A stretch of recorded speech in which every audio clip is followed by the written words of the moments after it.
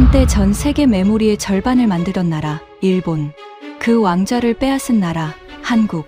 30년 전 일본이 기술을 가르친 제자가 이제 스승조차 넘볼 수 없는 자리에 올랐습니다. 미국도 인도도 따라잡지 못한 한국의 괴물 메모리. 다급해진 일본은 30조 엔을 쏟아부으며 반격에 나섰습니다. 도쿄 한복판, 1000명이 모인 일본 반도체 부활 선포식. 승리를 외치던 그 자리에서 그 예산을 설계한 경제산업성 전직 국장이 폭탄을 터뜨렸습니다. 우리는 한국을 영원히 못 이깁니다.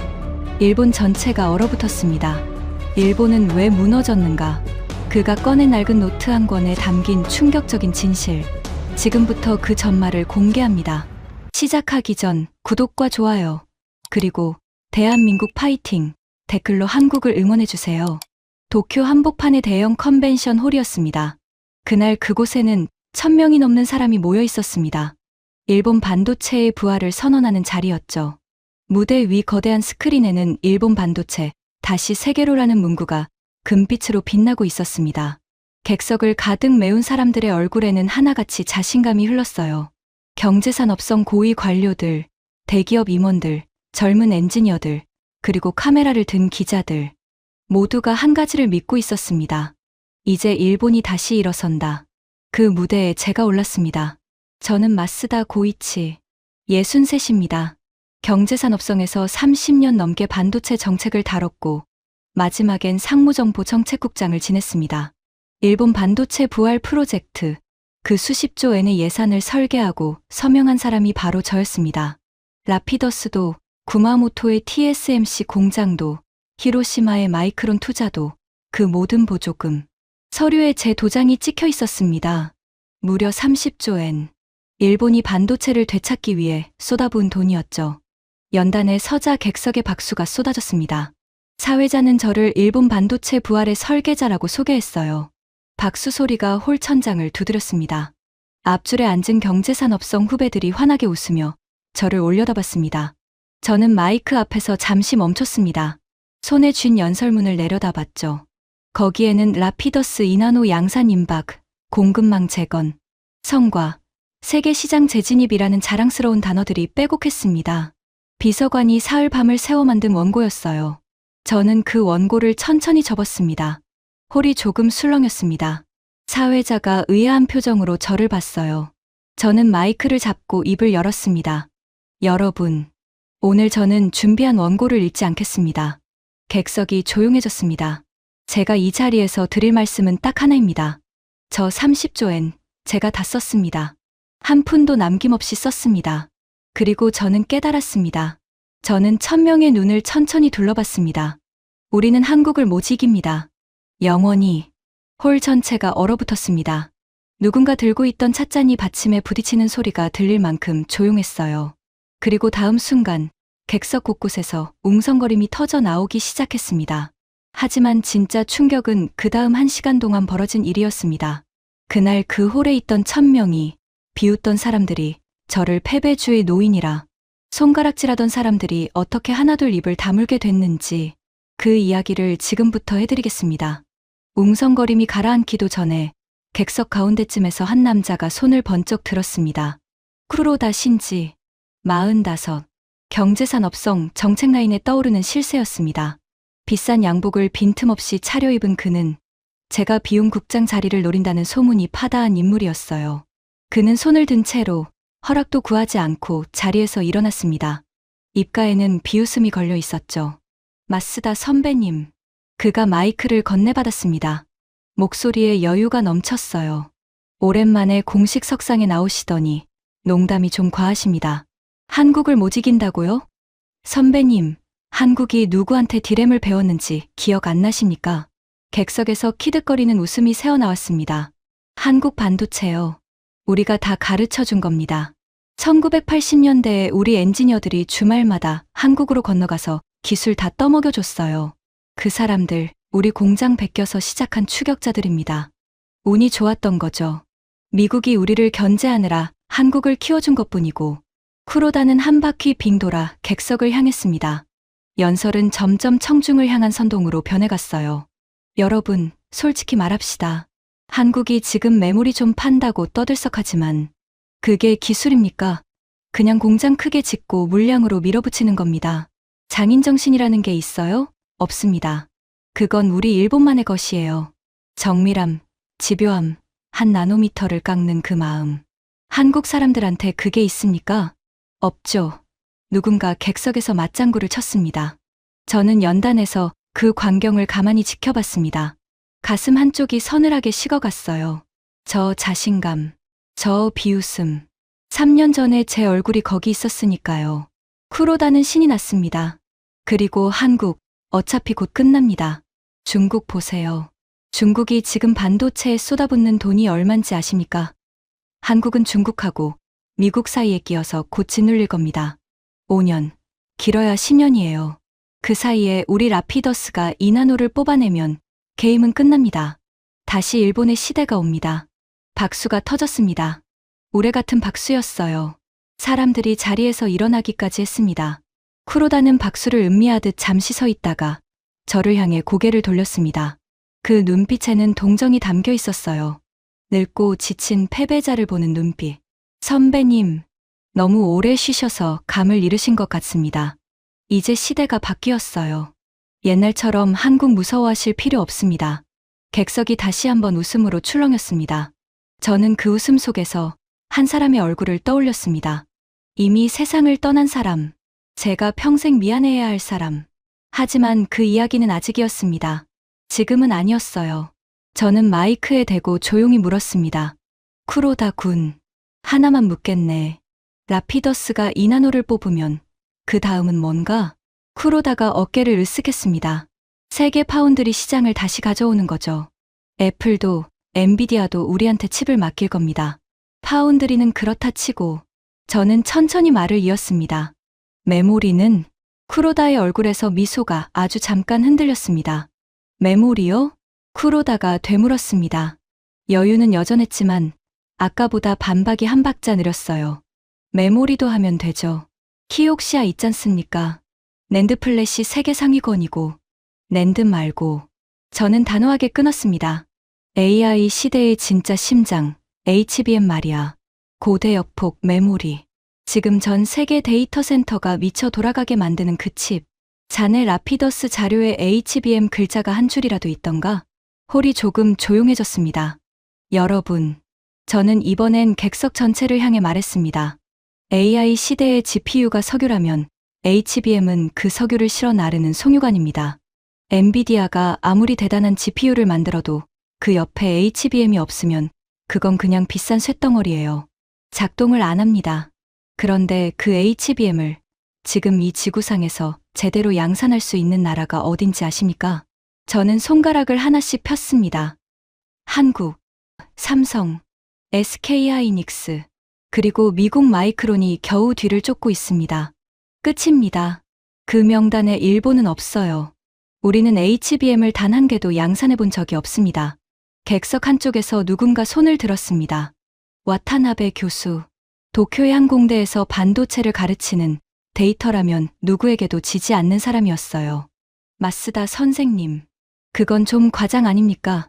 HBM이라는 게 결국 디램을 여러 장 쌓아 올린 거잖습니까? 우리도 디램 기술의 뿌리가 있는 나라입니다.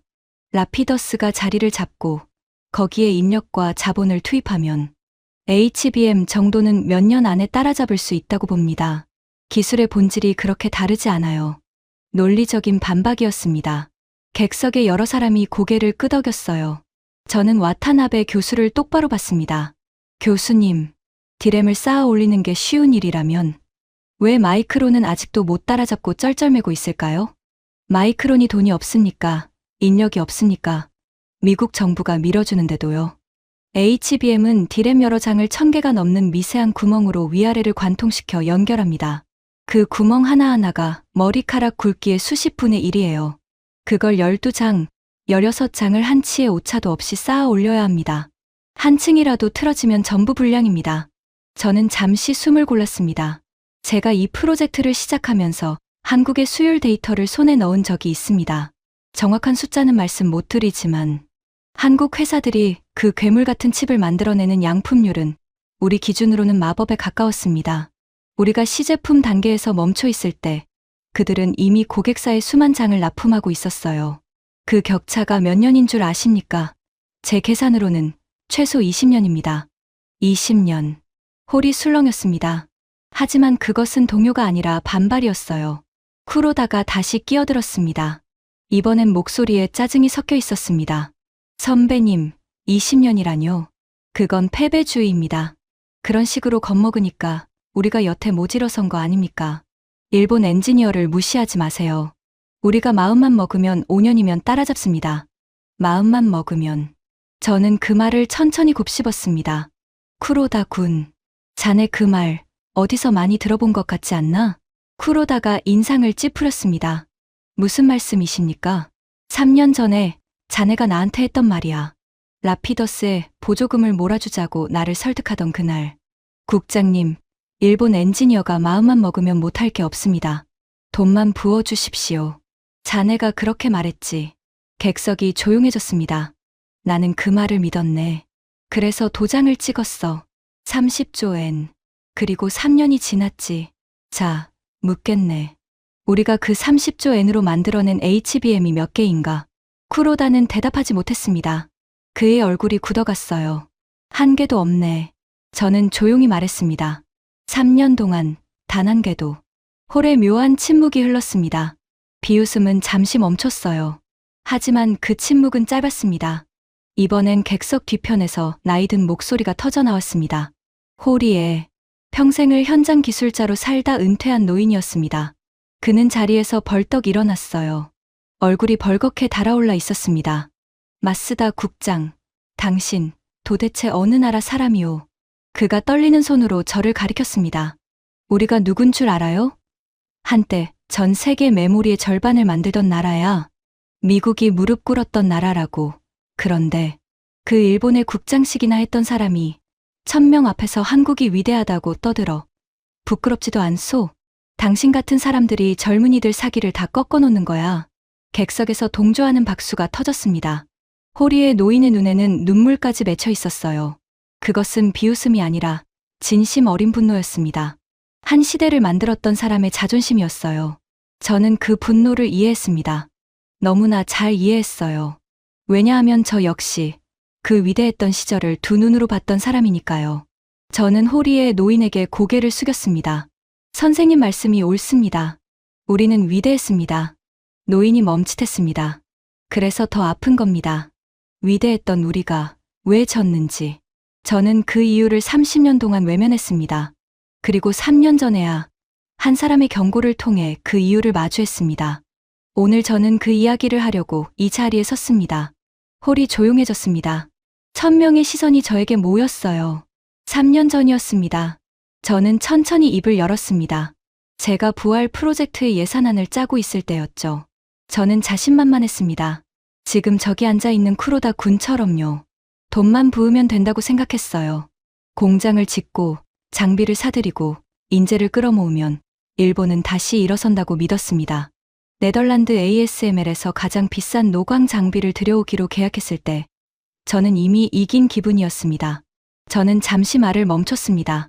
그날의 회의실이 떠올랐어요. 그런데 그 예산안을 검토하던 회의에 한 노인이 참석했습니다. 외부 자문위원으로 부른 분이었어요. 나가이 켄조 선생. 한때 LP다 메모리에서 디램 개발을 총괄했던 일본 메모리의 마지막 거장이라고 불리던 분이었습니다. LP다가 무너지는 걸 끝까지 지켜본 사람이었죠. 객석에 나이 든 사람들 사이에서 작은 동요가 일었습니다. 나가이라는 이름을 아는 사람들이 있었던 거예요. 그분이 제 예산안을 한참 들여다보더니 안경을 벗고 저를 보셨습니다. 그리고 이렇게 말씀하셨어요. 저는 그날 그 목소리를 그대로 옮겼습니다. 국장님, 돈으로는 안 됩니다. 홀이 조용했습니다. 저는 웃었습니다. 선생님, 돈 없이 어떻게 반도체를 합니까? 요즘이 어떤 시대인데요. 그랬더니 그분이 고개를 저으셨어요. 제 말은 돈만으로는 안 된다는 겁니다. 우리가 한국에 진 건 공장이 작아서가 아닙니다. 장비가 낡아서도 아니고요. 우리는 다른 것에 졌습니다. 그걸 모르면 30조 엔이 아니라 300조 엔을 부어도 똑같이 집니다. 쿠로다가 코웃음을 쳤습니다. 작지만 분명한 소리였어요. 또 그 옛날 정신론입니까? 노인들 단골 레퍼토리죠. 저는 쿠로다를 봤습니다. 그리고 다시 객석을 향했어요. 저도 그때 쿠로다 군과 똑같이 생각했습니다. 패배한 늙은이의 변명이라고, 현장에서 밀려난 사람의 푸념이라고요. 그래서 저는 그분의 말을 보고서 한 구석에 적어두고 잊었습니다. 예산안은 그대로 통과됐어요. 나가이 선생은 그 회의를 끝으로 자문위원직에서 물러나셨습니다. 아니, 정확히 말하면 물러나게 만들었죠. 저는 쿠로다를 다시 한번 쳐다봤습니다. 그가 시선을 피했어요. 우리 조직은 그분 같은 옛날 사람들을 거추장스러워했습니다. 패배의 기억을 가진 사람들을요. 새 시대에는 새 인물이 필요하다면서 현장을 아는 노병들을 하나씩 밀어냈죠. 나가이 선생도 그렇게 조용히 사라졌습니다. 홀이 무거워졌습니다. 객석 앞쪽에서 한 젊은 연구원이 저를 뚫어지게 보고 있었습니다. 미사키라는 여성이었어요. 30 남짓 됐을까. 그녀는 다른 사람들처럼 웃지도 화내지도 않았습니다. 그저 조용히 무언가를 골똘히 생각하는 표정으로 저를 바라보고 있었어요. 손에 든 펜으로 수첩에 무언가를 적으면서요. 저는 그 눈빛을 알아봤습니다. 무언가가 마음에 걸리기 시작한 사람의 눈빛이었어요. 쿠로다가 자리에서 일어났습니다. 그는 객석을 향해 두 팔을 벌렸습니다. 분위기를 다시 자기 쪽으로 끌어오려는 거였죠. 여러분, 이게 바로 문제입니다. 이런 감상적인 옛날 이야기, 죽은 사람 이름까지 들먹이면서 분위기를 잡는 거요. 우리한테 지금 필요한 건 눈물 나는 이야기가 아닙니다. 데이터고 전략이고 실행입니다. 마쓰다 선배님은 30조 엔을 쓰고도 성과를 못 냈으면 조용히 책임을 지셔야지. 이제 와서 한국 찬양이나 하실 게 아니라 날카로운 칼이었습니다. 객석 곳곳에서 맞다는 소리가 나왔어요. 쿠로다의 입꼬리가 다시 올라갔습니다. 솔직히 말씀드리죠. 선배님 세대가 한국을 너무 무서워한 겁니다. 트라우마예요. 트라우마. 한 번 졌다고 평생 주눅 들어 사는 거. 우리 젊은 세대는 다릅니다. 우리는 한국 따위 두렵지 않아요. 그는 의기양양하게 객석을 둘러봤습니다. 그리고 쐐기를 박듯 덧붙였어요. 한국이 지금 잘 나간다고요? 거품입니다. 운이에요. AI 거품 꺼지면 제일 먼저 무너질 나라가 한국입니다. 두고 보십시오. 박수가 터졌습니다. 쿠로다는 승리한 표정으로 자리에 앉았어요.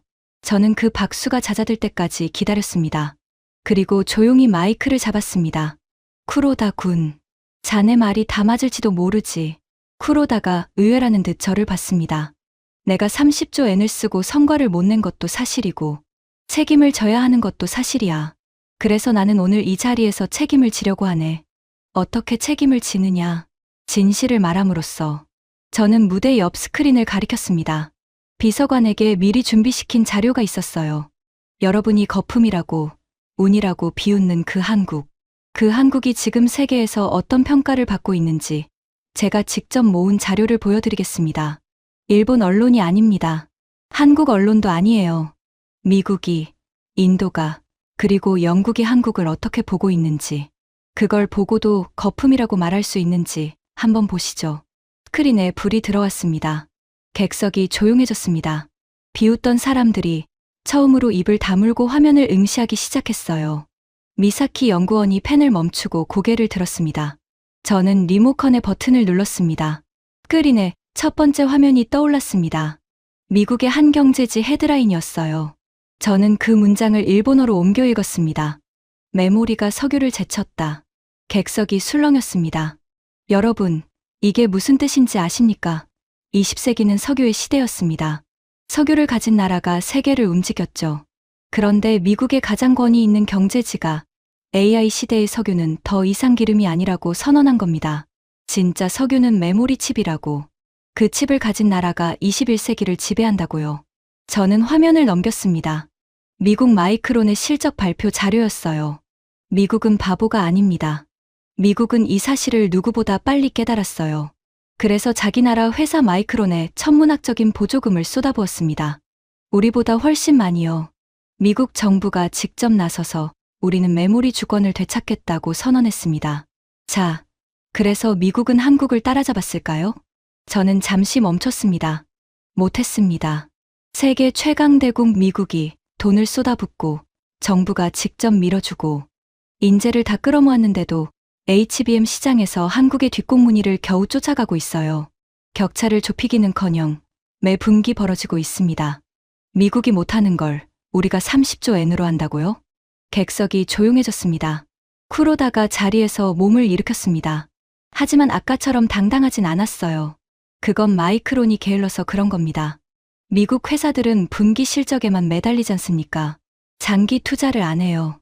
우리 일본 기업은 다릅니다. 우리는 100년을 보고 투자합니다. 100년. 저는 그 말을 받았습니다. 쿠로다 군. 우리가 디램에서 한국에 따라잡힌 게 몇 년 전인지 아나? 30년이 넘었네. 그 30년 동안 우리가 따라잡은 게 있나? 우리는 디램에서 완전히 손을 뗐어. 엘피다가 무너지면서. 자네가 말하는 그 100년짜리 일본 기업들이 30년 동안 단 한 번도 한국을 따라잡지 못했네. 그런데 갑자기 HBM은 따라잡는다고? 쿠로다의 입이 다물렸습니다. 그때였습니다. 객석 앞쪽에서 누군가 조용히 손을 들었어요. 미사키 연구원이었습니다. 국장님. 그녀의 목소리는 차분했지만 어딘가 떨리고 있었습니다. 질문 하나 드려도 될까요? 그러면 마이크론은, 그러니까 미국조차 못 따라잡는다면 한국이 그걸 어떻게 해낸 겁니까? 같은 장비를 쓰잖아요.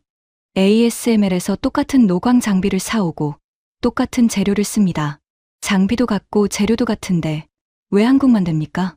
홀 안의 모든 사람이 그 질문에 귀를 기울였습니다. 저는 미사키를 똑바로 봤습니다. 드디어 한 사람이 진짜 질문을 던진 거예요. 좋은 질문입니다. 바로 그게 핵심이에요. 장비가 같고 재료가 같은데 왜 한국만 되는가? 그 답을 알면 우리가 왜 졌는지 알게 됩니다. 그리고 그 답이 30조 엔으로는 살 수 없는 것이라는 것도요. 미사키가 펜을 내려놓았습니다. 그녀의 눈빛이 달라져 있었어요. 인정한 사람, 한 명. 여러분, 반도체 공장을 짓는데 얼마가 드는지 아십니까? 저는 객석을 향해 물었습니다. 수조 엔입니다. 그런데 그 돈만 있으면 공장이 돌아갈까요? 아닙니다. 공장을 짓고 나서가 진짜 시작이에요. 라인을 깔고 첫 칩을 뽑아냅니다. 그러면 처음엔 100개 중에 몇 개가 제대로 나오는지 아십니까? 저는 손가락을 펴보였습니다. 제 경험으로는 잘 나와야 10개입니다. 100개를 만들면 90개가 불량이에요. 나머지는 다 갖다 버려야 합니다. 그 버려지는 90개에도 똑같이 수조 에너지의 재료와 시간이 들어갔어요. 그걸 어떻게 100개 중에 99개가 제대로 나오게 만드느냐. 그게 바로 수율입니다. 그리고 그 수율을 끌어올리는데 한국은 30년이 걸렸어요. 저는 화면에 그래프 하나를 띄웠습니다. 제가 직접 추정해서 그린 거였어요. 이건 제가 부활 프로젝트를 준비하면서 사용할 수 있는 모든 자료를 모아 추정한 한국 기업의 수율 곡선입니다. 그들이 첫 디램을 만들었을 때 수율은 처참했습니다. 우리한테 한참 뒤졌죠. 그런데 보십시오. 이 곡선이 30년에 걸쳐 어떻게 올라가는지 단 한 번도 멈추지 않았습니다. 실패하고 또 실패하고 그 실패를 데이터로 쌓고 다음 라인에 반영하고 그렇게 30년 동안 쉬지 않고 기어 올라갔어요. 저는 그래프의 끝을 가리켰습니다. 지금 한국 기업들이 그 괴물 같은 HBM을 만들어내는 수율은 제가 처음 그 숫자를 봤을 때 제 눈을 의심했습니다. 우리 라피더스가 시제품 단계에서 양품률 한 자릿수를 헤매고 있을 때 한국은 이미 90이 넘는 수율로 수만 장을 찍어내고 있었어요. 이 격차는 돈으로 메울 수 있는 게 아닙니다. 30년이라는 시간 동안 쌓인 수백만 번의 실패 데이터예요. 그 데이터를 우리는 가지고 있지 않습니다. 그리고 그 데이터는 살 수가 없어요. ASML도 안 팝니다. 세상 어디서도 안 팔아요. 직접 30년을 실패하면서 쌓는 수밖에 없습니다. 객석이 무거워졌습니다. 와타나베 교수가 천천히 손을 들었습니다. 아까와는 표정이 달랐어요. 선생님, 인정하기 싫지만 그 부분은 제가 반박하기 어렵습니다. 수율 노하우라는 건 논문에 나오지 않으니까요. 그건 현장에서만 쌓이는 겁니다. 저도 학생들한테 늘 그 얘기를 합니다. 책으로 못 배우는 게 있다고. 저는 와타나베 교수에게 고개를 끄덕였습니다. 교수님 같은 분이 그렇게 말씀해 주시니 감사합니다. 쿠로다가 발끈했습니다. 교수님까지 왜 이러십니까? 그러면 우리는 그냥 포기하자는 겁니까? 영원히 한국 밑에서 칩이나 사다 쓰자고요? 포기하라는 게 아니야. 저는 단호하게 말했습니다. 진실을 직시하라는 거지. 우리가 어디서 졌는지 정확히 알아야 그 다음에 뭘 할지 결정할 수 있어. 30조 엔을 또 헛되이 태우기 전에 말이야. 쿠로다는 입술을 깨물었습니다. 하지만 그는 물러서지 않았어요. 오히려 더 비열한 카드를 꺼냈습니다. 좋습니다. 수율은 인정하죠. 그런데 선배님, 그게 한국의 실력입니까? 아니면 미국 덕입니까? 미국이 중국을 견제하려고 한국을 의도적으로 키워준 거잖아요. 엔비디아가 한국 메모리를 사주니까 한국이 큰 거고, 미국이 마음만 바꾸면 한국은 하루아침에 무너집니다. 그건 실력이 아니라 정치예요. 치사한 논리였습니다. 하지만 일부 사람들이 다시 고개를 끄덕이기 시작했어요. 쿠로다는 그 틈을 파고들었습니다. 여러분, 속지 마십시오. 한국은 미국이 키운 하청 공장입니다. 우리처럼 독자 기술을 가진 나라가 아니에요. 토대가 없어요, 토대가. 저는 그 말을 듣고 조용히 다음 화면으로 넘겼습니다. 그럼 미국 말고 미국과 아무 상관없는 나라들이 한국을 어떻게 보는지 보여드리겠습니다. 미국이 키운 하청 공장인지 아닌지 직접 판단하시죠. 화면에 인도 신문의 일면이 떴습니다. 인도가 한국에게 추월당했다. 인도입니다. 14억 인구의 나라, 곧 세계 3위 경제 대국이 될 나라죠. 인도도 반도체에 수십조 원을 쏟아붓고 있습니다. 우리처럼요. 그런데 인도 언론이 뭐라고 썼는지 보십시오. 전 세계 주식 시장 순위에서 한국이 인도를 제치고 올라섰다는 겁니다. 인도 경제 규모는 한국의 거의 2배예요. 그런데도 주식 시장 가치에서 한국에 밀린 겁니다. 왜?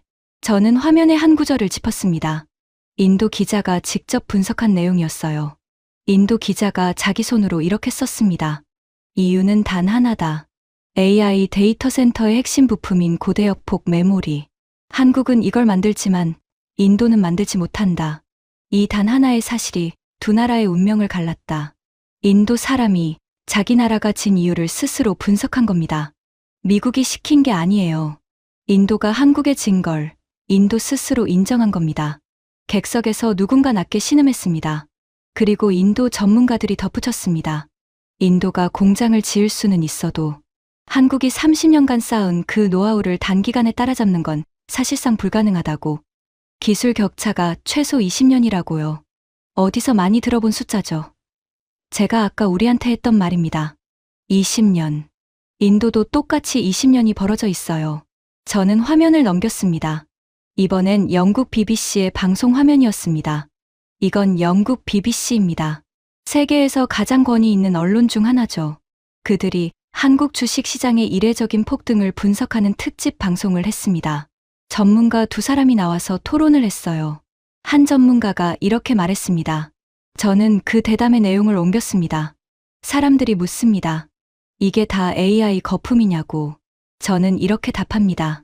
그렇기도 하고 아니기도 하다고. 한국은 단순히 AI만 잘하는 나라가 아닙니다. 전 세계가 국방비를 늘리고 있죠. 한국은 군사 장비를 기가 막히게 잘 만듭니다. 고유가 시대에 모두가 대체 에너지를 찾죠. 한국은 원자로를 만듭니다. 사람들이 한국 드라마를 보고 한국 음식을 먹고 한국 음악을 듣습니다. 라면 회사까지 세계로 수출하고 있어요.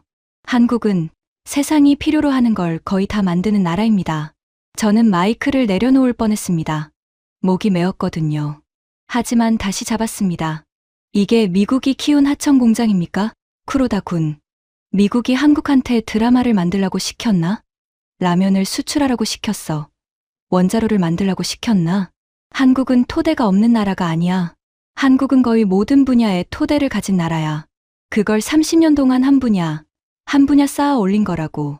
쿠로다는 아무 말도 하지 못했습니다. 그의 얼굴이 벌겋게 달아올랐어요. 객석의 분위기가 완전히 바뀌어 있었습니다. 비웃던 사람들이 사라졌어요. 대신 무거운 침묵이 홀을 덮었습니다. 와타나베 교수 옆에 앉은 두 사람이 천천히 고개를 끄덕이고 있었습니다. 미사키 옆자리의 젊은 엔지니어도 수첩을 덮었어요. 인정한 사람들이 어느새 8명으로 늘어 있었습니다. 그때 호리의 노인이 다시 일어났습니다. 아까처럼 화가 난 표정이 아니었어요. 오히려 어딘가 무너진 얼굴이었습니다. 마쓰다 국장. 그럼 묻겠소. 우리 일본은 도대체 어디서부터 잘못된 거요? 우리도 그 옛날엔 세상이 필요로 하는 걸 다 만들던 나라였는데 어디서부터 이렇게 된 거냐고. 홀이 조용해졌습니다. 천명이 그 질문의 답을 기다렸어요. 저는 깊게 숨을 들이쉬었습니다. 이제 그 이야기를 할 때가 됐습니다. 제가 평생 가슴에 묻어둔 이야기. 한 노인의 유품에 대한 이야기를요. 선생님 질문에 답하기 전에 한 사람의 이야기를 해야겠습니다. 저는 천천히 입을 열었습니다. 아까 제가 말씀드린 나가이 켄조 선생. 돈으로는 안 된다고 저에게 경고했던 그분. 제가 자문위원직에서 물러나게 만든 그분요. 그분이 조직을 떠난 뒤 저는 그분을 까맣게 잊고 있었습니다. 30조 엔짜리 프로젝트를 굴리느라 정신이 없었거든요. 한 노인의 경고 따위 기억할 여유가 없었어요. 저는 잠시 말을 멈췄습니다. 그날의 전화가 떠올랐어요. 그러던 어느 날 전화 한 통을 받았습니다. 나가이 선생이 돌아가셨다는 부고였어요. 폐암이었습니다. 조직을 떠날 무렵 이미 몸이 안 좋으셨던 거예요. 저는 그것도 모르고 그분을 패배주의 노인이라 무시하며 밀어냈던 겁니다. 홀이 숨소리 하나 없이 조용했습니다. 장례식에 갔습니다. 조문객이 많지 않았어요. 한 시대를 만든 거장의 마지막 치고는 너무 쓸쓸했습니다. 그런데 장례식이 끝나고 그분의 부인이 저에게 다가오셨어요. 작은 노트 한 권을 건네주시면서 이렇게 말씀하셨습니다. 남편이 마스다 국장님께 꼭 전해달라고 했어요.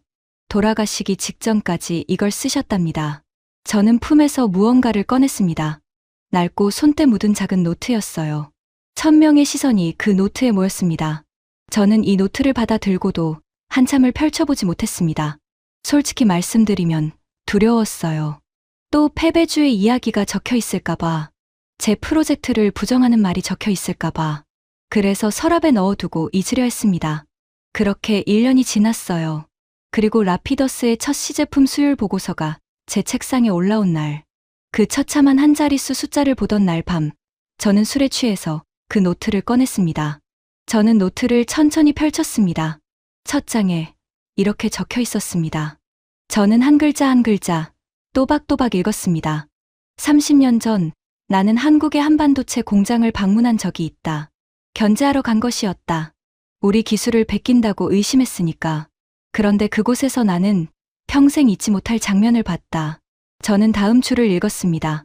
한밤중이었다. 공장 불이 다 꺼졌는데 한 라인에만 불이 켜져 있었다. 가보니 젊은 한국 엔지니어들이 라면을 먹으며 일하고 있었다. 불량이 난 칩을 붙들고 왜 불량이 났는지 밤새 분석하고 있었다. 나는 그들에게 물었다. 왜 집에 안 가느냐고. 그러자 한 청년이 웃으며 말했다. 이 불량의 원인을 못 찾으면 잠이 안 온다고. 내일이면 또 같은 불량이 날 텐데 어떻게 잠을 자느냐고. 제 목소리가 떨리기 시작했습니다. 나는 그날 알았다. 우리는 졌다. 기술로 진 게 아니다. 우리 일본 엔지니어들은 그 시각에 다 퇴근하고 없었다. 불량은 내일 처리하면 된다고 생각했으니까. 우리는 잠을 잤다. 그들은 잠을 자지 않았다. 그 차이가 30년 동안 쌓여서 오늘의 격차가 됐다. 이건 돈으로 메울 수 없다. 우리가 잃은 건 기술이 아니라 그 잠 못 드는 마음이었다. 저는 노트를 덮었습니다. 손이 떨리고 있었어요. 홀 안에서 누군가 흐느끼는 소리가 들렸습니다. 홀이의 노인이었어요. 노인은 두 손으로 얼굴을 감싼 채 어깨를 떨고 있었습니다. 미사키 연구원의 눈에도 눈물이 고여 있었어요. 와타나베 교수는 고개를 푹 숙이고 있었습니다. 나가이 선생은 이걸 30년 동안 가슴에 품고 사셨던 겁니다. 그리고 돌아가시기 직전까지 떨리는 손으로 이 노트를 쓰셨어요. 자기를 밀어낸 저 같은 놈한테 마지막으로 진실을 전하려고요. 저는 그 마음을 1년 동안 서랍 속에 처박아 두고 있었습니다. 제 눈에서도 눈물이 흘렀습니다. 1000명 앞에서요. 제가 오늘 이 자리에 선 건 나가이 선생에게 사죄하기 위해서입니다. 그리고 그분이 목숨을 걸고 남긴 이 진실을 더 이상 서랍에 처박아 두지 않기 위해서입니다. 홀 전체가 울고 있었습니다. 비웃던 사람들이 이제 눈물을 닦고 있었어요. 인정한 사람이 8명을 넘어가고 있었습니다. 침묵을 깬 것은 뜻밖에도 쿠로다였습니다. 그는 자리에서 일어났습니다. 얼굴이 일그러져 있었어요. 그는 감동한 게 아니었습니다. 오히려 그 감동을 견디지 못하는 사람처럼 보였어요. 감동적이네요. 정말 감동적입니다. 그의 목소리에는 도끼가 서려 있었습니다. 노인의 노트 한 권으로 1000명을 울리시는군요. 대단한 연출입니다, 선배님. 그런데 그거 아십니까? 그 노트, 진짜인지 가짜인지 우리가 어떻게 합니까? 죽은 사람은 말이 없죠. 선배님이 지어냈을 수도 있는 거 아닙니까? 30조 엔 날린 책임을 모면하려고 죽은 노인까지 팔아먹는 거. 홀에서 분노의 웅성거림이 터졌습니다. 누군가 그만하라고 외쳤어요. 하지만 쿠로다는 멈추지 않았습니다. 감정에 호소하지 마시고 숫자로 말씀하세요. 숫자로. 한국이 그렇게 대단하면 숫자로 증명해 보십시오. 우리 일본 기업들이 얼마나 거대한지 아십니까? 도요타가 어떤 회사인데요. 소프트뱅크가 어떤 회사고요. 한국 반도체 회사 따위가 우리 대기업들 발끝이나 따라옵니까? 저는 눈물을 닦았습니다. 그리고 쿠로다를 똑바로 봤어요. 차갑게 식은 마음이었습니다. 좋아. 숫자로 말하지. 자네가 원하던 거니까. 저는 화면을 넘겼습니다. 마지막 자료였어요. 쿠로다 군. 자네 말대로 도요타는 위대한 회사야. 일본의 자존심이지. 1톤이 넘는 자동차를 정밀하게 만들어내는 세계 최고의 기업이야. 자, 그 도요타가 1년 동안 버는 이익이 얼마인지 아나? 저는 화면에 도요타의 연간 이익을 띄웠습니다. 거대한 숫자였어요. 엄청나지. 일본 최대 기업다운 숫자야. 그런데 저는 그 옆에 다른 숫자를 띄웠습니다. 이건 한국의 한반도체 회사가 단 한 분기에 번 이익이야. 1년이 아니야. 3개월. 단 3개월 동안 번 돈이 도요타가 1년 내내 자동차를 팔아서 번 돈을 넘어섰어. 홀이 얼어붙었습니다. 한쪽은 1톤짜리 자동차를 1년 내내 팔았어. 다른 한쪽은 손톱만 한 칩을 3개월 팔았고, 그런데 칩을 판 쪽이 더 많이 벌었네. 이게 무슨 뜻인지 아나? AI 시대의 부가가치가 자동차에서 반도체로 완전히 넘어갔다는 뜻이야. 그리고 그 반도체를 한국이 쥐고 있어. 저는 마지막 화면을 띄웠습니다. 그리고 이게 결정타야. 한국 주식시장 전체의 가치가 1년 만에 거의 2배로 뛰었어. 5조 달러를 넘어섰지. 캐나다를 제쳤고, 독일을 제쳤고, 영국과 프랑스를 제쳤어. 그리고 저는 잠시 멈췄습니다. 일본을 위협하고 있어. 우리를. 쿠로다가 비틀거렸습니다. 그는 의자 등받이를 붙잡았어요. 이게 자네가 원하던 숫자야, 쿠로다 군. 감정이 아니야. 차가운 숫자지. 도요타의 1년을 3개월 만에 따라잡는 회사. 미국도, 인도도 못 만드는 칩을 독점한 나라. 세상이 필요로 하는 모든 걸 만드는 나라. 그게 자네가 거품이라고, 운이라고, 하청 공장이라고 비웃던 한국이야. 저는 화면을 껐습니다. 홀이 깜깜해졌어요. 자, 이제 다시 묻겠네. 우리가 30조 엔으로 이 나라를 따라잡을 수 있겠나? 쿠로다는 대답하지 못했습니다. 그는 천천히 자리에 주저앉았어요. 그의 얼굴에서 핏기가 가셨습니다. 객석을 둘러봤습니다. 이제 고개를 젓는 사람은 아무도 없었어요.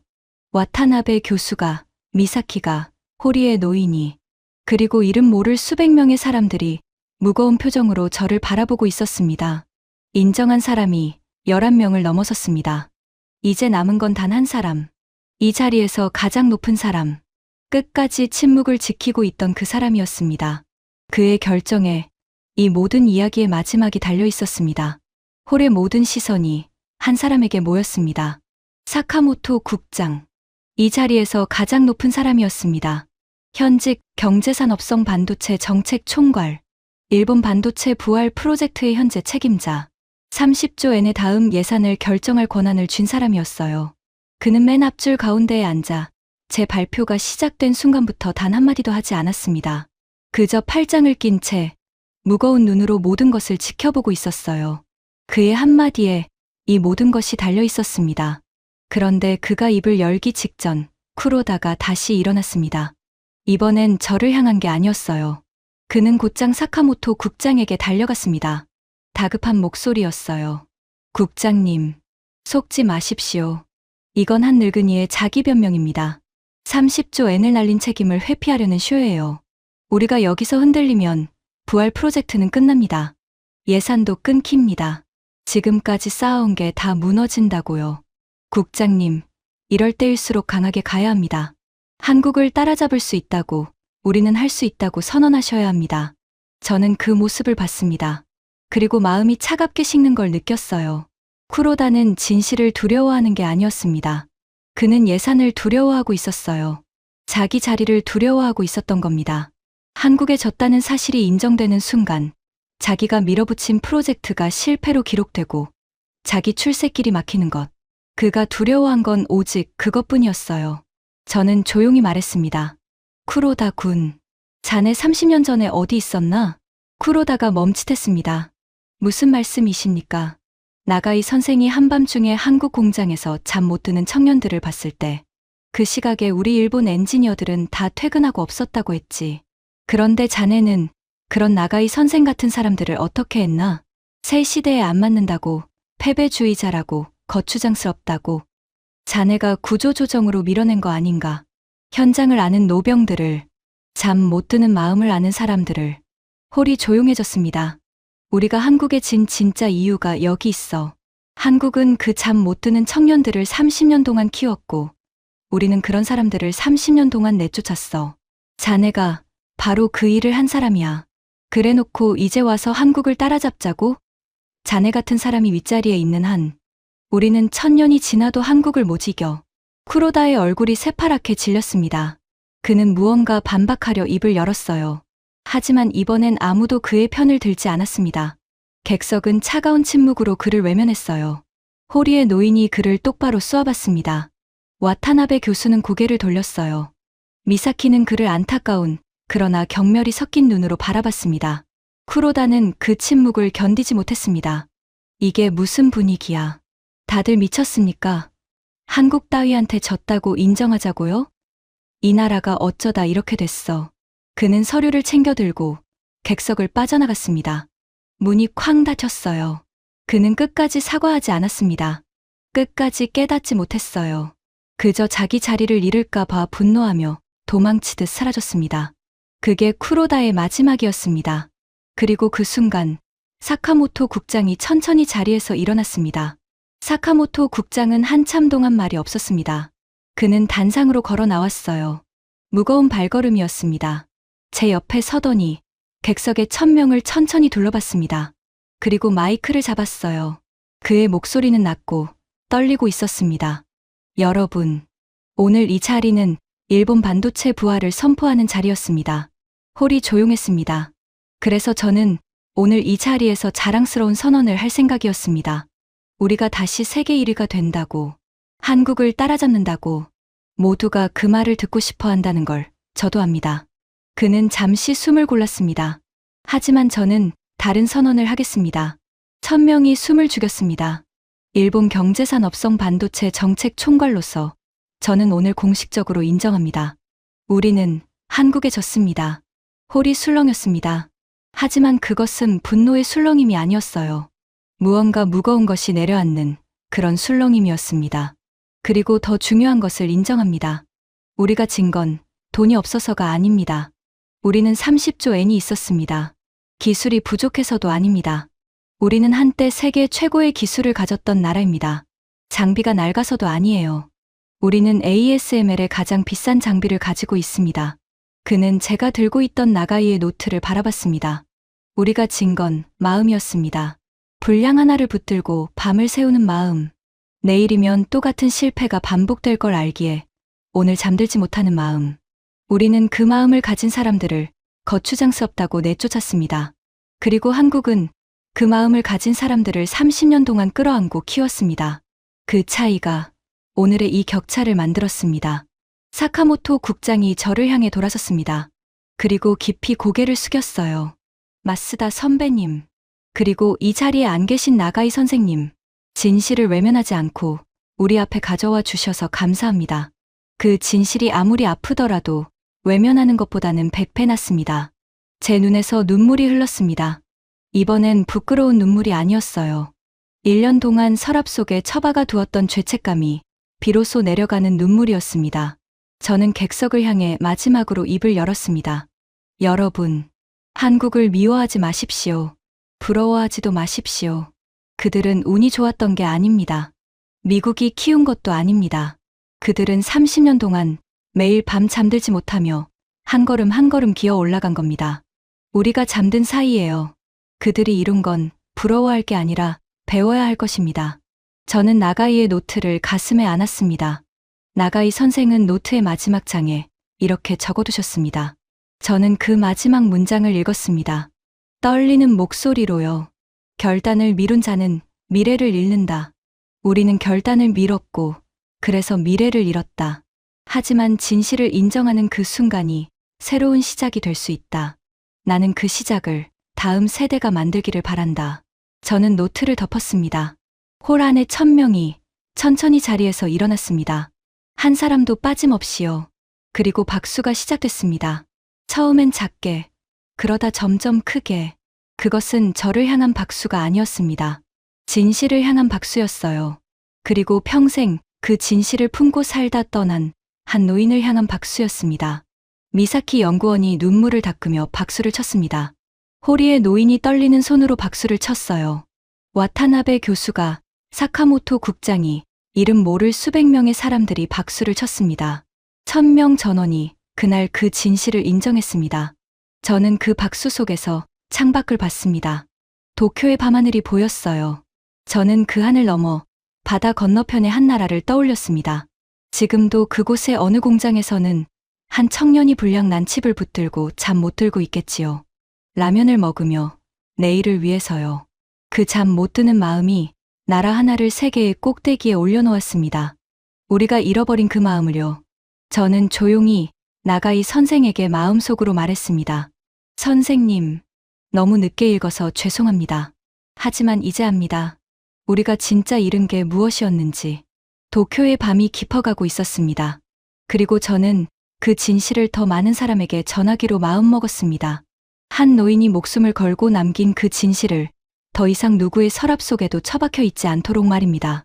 지금까지 일본 경제산업성 전직 국장 마스다 고이치가 도쿄 한복판에서 털어놓은 충격적인 고백이었습니다. 미국도, 인도도, 그리고 일본조차 따라오지 못한 한국의 기적. 그것은 운이 아니라 불량 하나에 잠 못 이루던 누군가의 수많은 밤이 쌓여 만들어진 것이었습니다. 오늘 우리가 누리는 이 자리를 만든 그 마음을 더 많은 사람이 기억할 수 있도록 이 이야기를 널리 공유해 주세요. 기적은 운이 아니라 잠들지 않은 마음이 만듭니다. 구독과 좋아요도 부탁드립니다. 지금까지 터칭 스토리였습니다. 감사합니다.